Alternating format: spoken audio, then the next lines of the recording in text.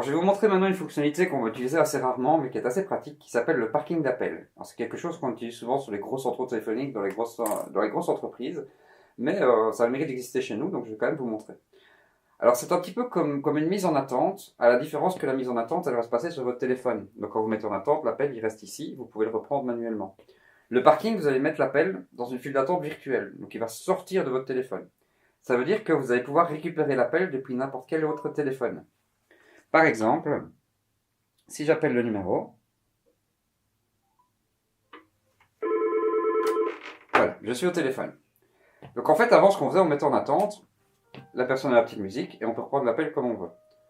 Pour le mettre en mode parking, il faut faire un transfert vers le numéro 700.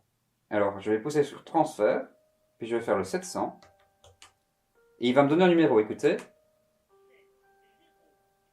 On l'entend pas bien, mais il m'a dit 703. Et puis je termine le transfert, comme tout à l'heure, un transfert direct. Donc là, vous voyez que j'ai plus d'appel. Pourtant, le client, il est toujours en attente.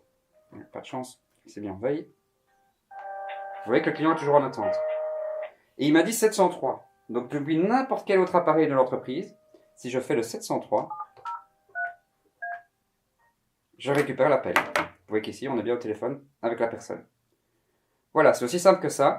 Si on veut avoir un deuxième appel qui arrivait, qu'on veut le mettre en parking, il va me proposer un autre numéro, par exemple le 704. C'est toujours entre 700 et 705.